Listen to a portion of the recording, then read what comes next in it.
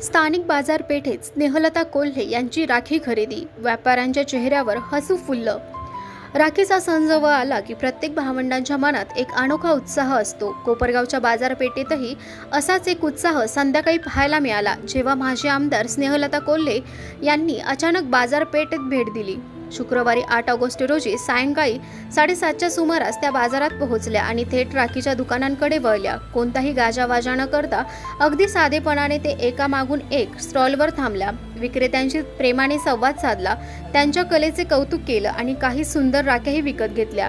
त्यांच्या छोट्याशा पण मनापासून केलेल्या भेटीमुळे बाजारात एक वेगळीच चैतन्याची लहर पसरली.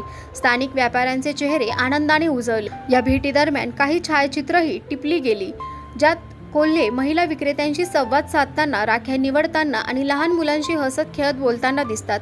राखी म्हणजे नात्याचं प्रतीक आणि स्नेहलता कोल्हे यांच्या या भेटीने स्थानिक नात्यांनाही एक हृदयस्पर्शी राखी बांधली गेली असं म्हणायला हरकत नाही. ब्युरो रिपोर्ट, सम्राट न्यूज, कोपरगाव.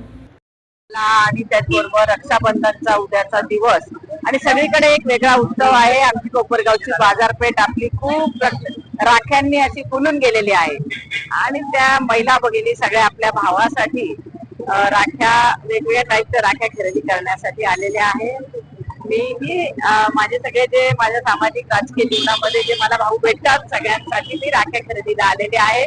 सगळ्यांना मी रक्षाबंधनच्या खूप खूप शुभेच्छा देते आणि सगळ्यांच्या जीवनामध्ये एक परमेश्वर त्यांच्या सगळ्या इच्छा पूर्ण करू आणि जीवनामध्ये एक आनंदमय असं आयुष्य भविष्य त्यांना मिळो. माझ्या सगळ्या भावांचं रक्षण परमेश्वर करो अशी मी परमेश्वराकडे प्रार्थना करते आणि पुन्हा एकदा सगळ्यांना रक्षाबंधनच्या मनपूर्वक शुभेच्छा.